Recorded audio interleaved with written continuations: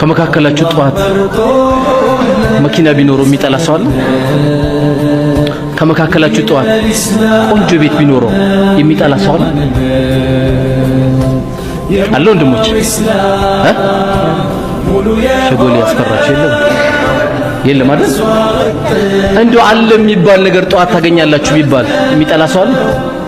የለም አይደል? ግን ሱብሃንአላህ ሱቢ ከመስገዳችን ፈርዱን ሰላት ከመስገዳችን በፊት የምትሰገደው 2 ረካ ኸይሩ ሚነ ዱንያ ወማ ፊሃ ዱንያ ላይ ካሉት ነገሮች ሁሉ የበለጠችው እቺ 2 ረካ ናት። ፈርዱ እንዳይመስላችሁ፣ ፈርዱ አይደለም ሱናዋ ብቻ 2 ረካ ቀብልያዋን የሰገደ ሰው ኸይሩ ሚነ ዱንያ ወማ ፊሃ። ስለዚህ እቺ መኪና ማግኘት ይፈልግ ሐያ አለ ሰላ አሰላቱ ኸይሩ ሚነ ኑም ወርውረው ብርድ ልብሱ ወርውረው። ገና እንተኛ የለ እንደ ብዙ አመት ገና እንተኛለን እኮ የረጅም ጊዜ የምንተኛበት መኝታ አለ እኮ።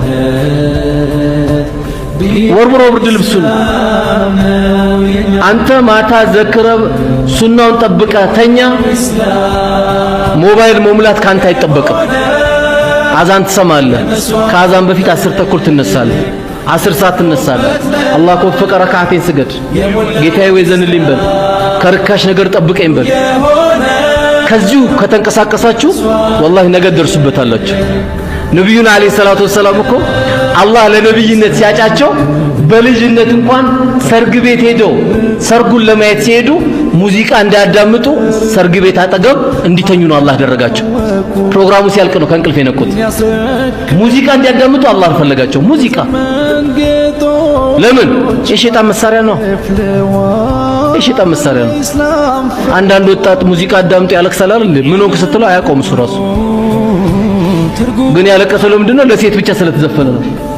አረ ያፈቀርካት ካለ እንኳን ኒካ እንሰርልኝ ብትለው ወላሂ አያውቃትም። የዚህ አይነት ወጣት አለ ዝም ብሎ። ለምን? የሸይጣን ጉድጎታ ስለሆነ። ጤነኛውን ሰውዬ እኮ የሚያዘልለው ሙዚቃ ነው። አንድ ሙሚን ደግሞ ሙዚቃ ያዳምጥ። አንድ ሙሚን ወላሂ ሙዚቃ ያዳምጥ። መገለጫው አይደለም ማር እያለ ቁርአን ማር ሰው ማር እያለ በሾካ ውስጥ ይከታል።